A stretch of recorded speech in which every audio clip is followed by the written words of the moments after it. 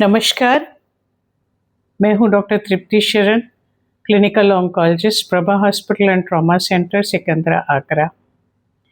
आज हमारा जो ये सेशन है वो कई सवालों पे बेस्ड है कैंसर से रिलेटेड।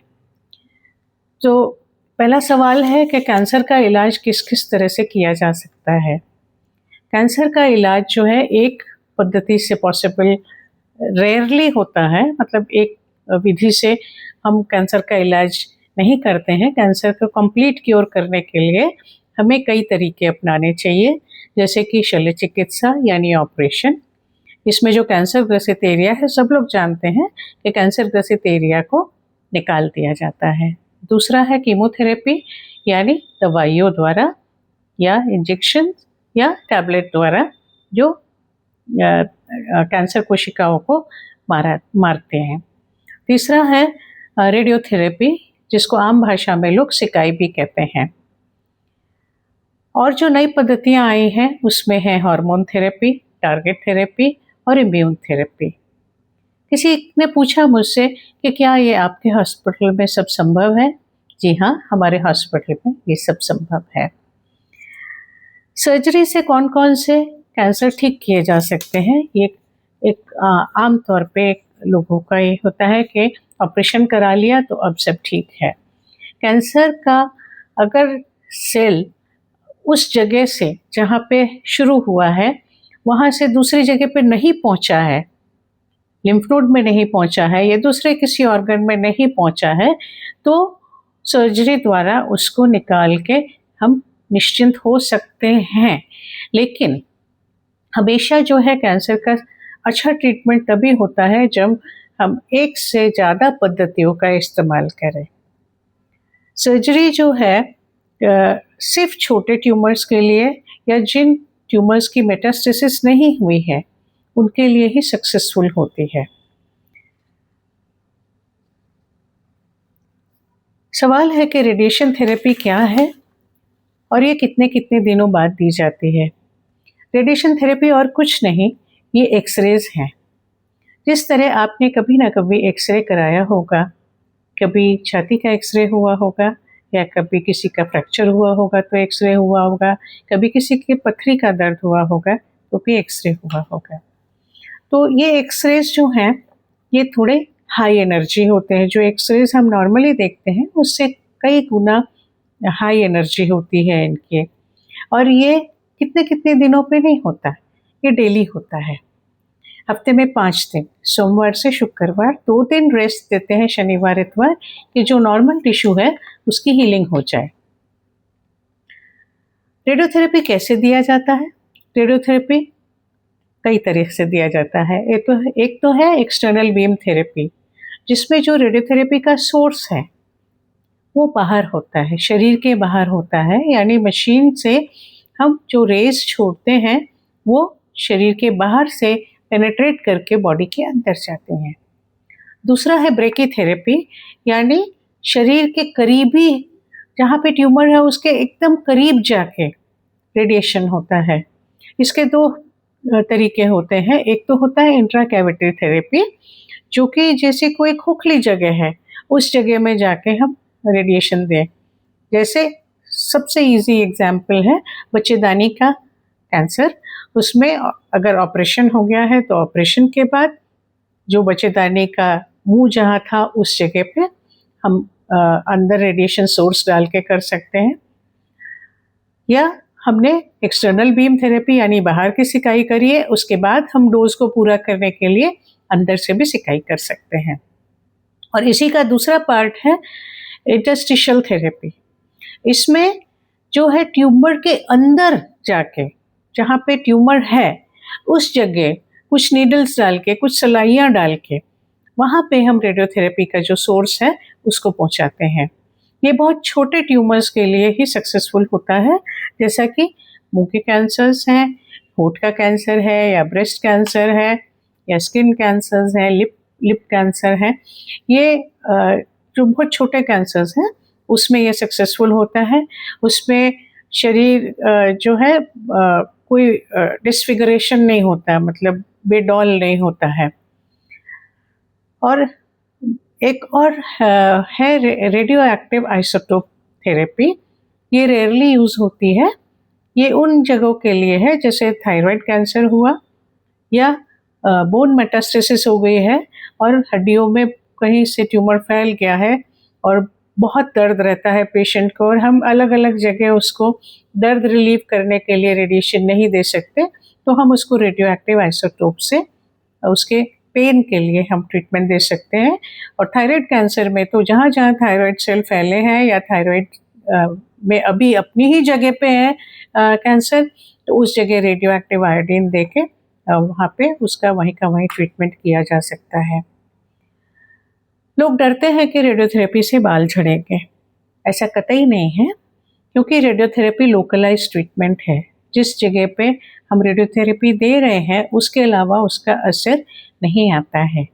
अगर मुंह के कैंसर है तो हो सकता है दाढ़ी मूंछ ना आए। अगर हम ब्रेन ट्यूमर्स को ट्रीट कर रहे हैं तो सिर के बाल जा सकते हैं, लेकिन अगर हम किसी और हिस्से को ट्रीट कर रहे हैं जैसे ब्रेस्ट को ट्रीट कर रहे हैं तो सिर के बाल नहीं जाते हैं। सिकाई से गर्मी लगती है क्या? नहीं, सिकाई से कोई गर्मी नहीं लगती है। सिकाई गर्म नहीं होती, इसका ये मिसनोमर है। सिकाई एक मिसनोमर है। और सिकाई से त्वचा का रंग काला होता है क्या? हाँ, त्वचा थोड़ा सा अपने कलर से थोड़ा फर्क आ सकता है, लेकिन ये सब टेम्परेरी होता है, क्योंकि त्वचा वहाँ से थोड़ी सी मुलायम हो जाती है, तो वहाँ का कलर थोड़ा सा फर्क हो सकता है, लेकिन वो बाद में फिर सब ठीक हो जाता है। सिकाई के दौरान क्या क्या ध्यान रखना चाहिए? सबसे ज़रूरी ध्यान तो हमें रखना चाहिए डाइट का, अपने न्यूट्रिशन का। खास करके जो हेड एंड नेक कैंसर्स हैं, जो कि मुंह के कैंसर्स हैं, उसमें जिन लोगों को मुंह में छाले हो जाते हैं उनके लिए बड़ी तकलीफ़ की बात होती है कि वो खाना नहीं खा पा रहे हैं।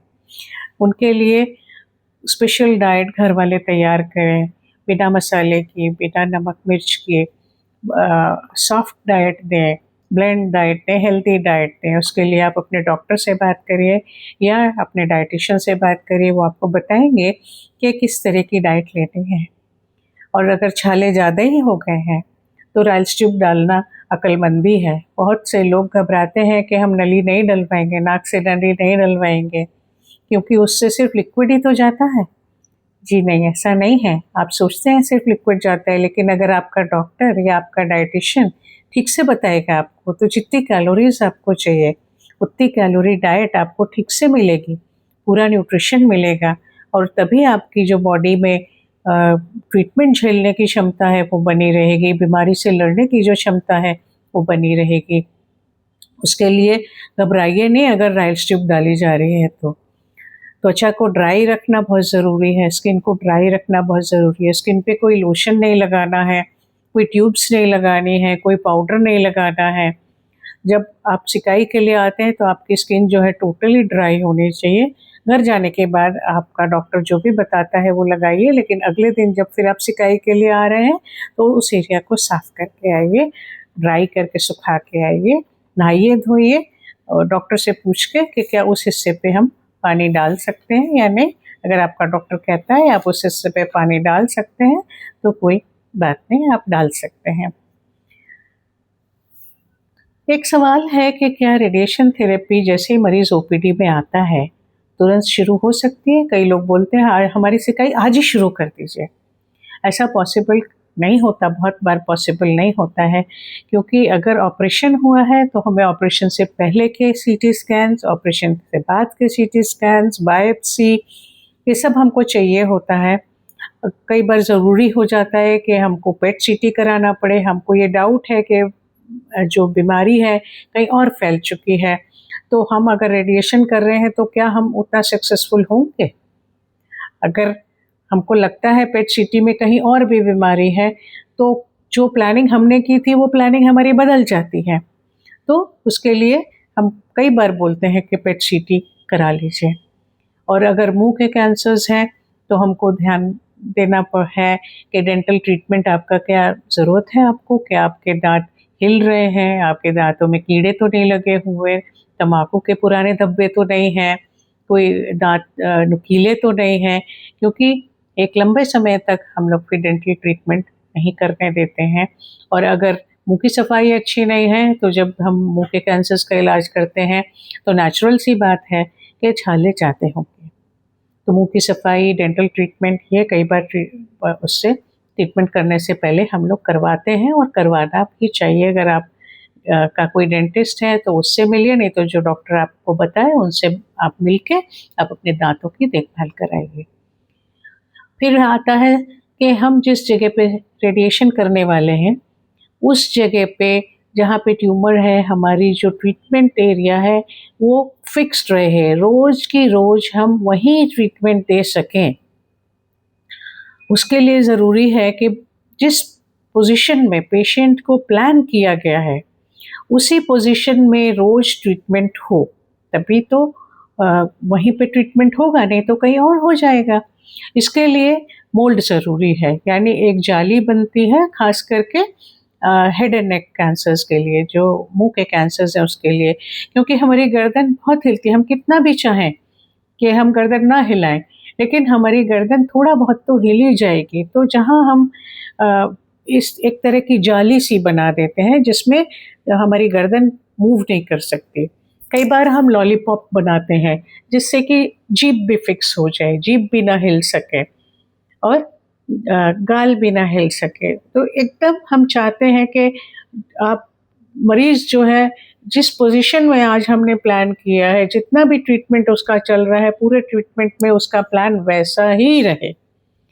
इसके बाद प्लानिंग सीटी अगर करते हैं या सिमुलेशन करते हैं, यानी हम ये कंफर्म करते हैं कि जो प्लानिंग हमने किया है वो ठीक है, तो वो प्लानिंग होती है। उसके बाद कुछ कैलकुलेशंस होते हैं और ये इन सब चीज़ों में करीब करीब 1 से 3 दिन लग सकते हैं।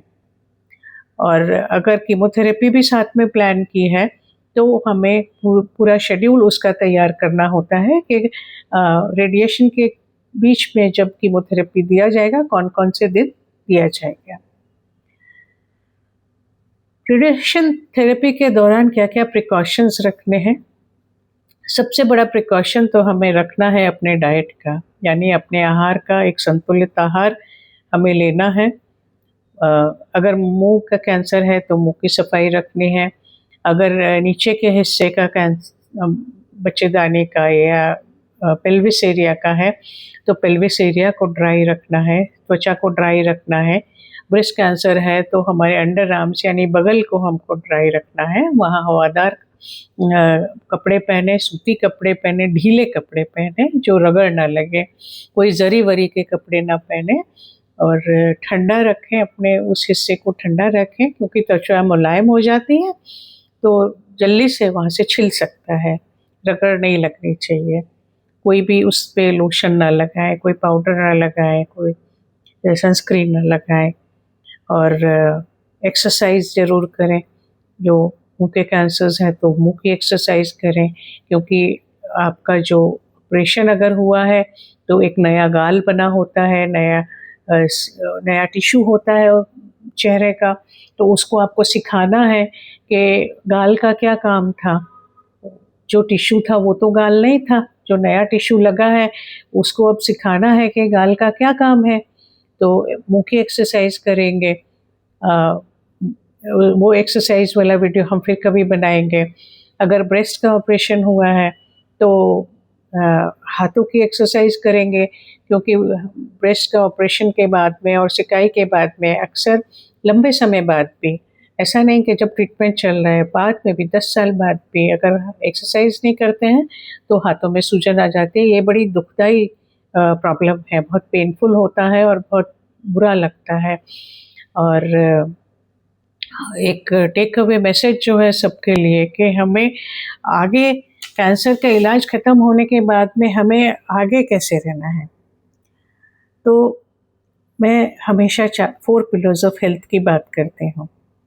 4 पिलर्स ऑफ हेल्थ में सबसे पहला पिलर जो है मैं बताती हूँ न्यूट्रिशन।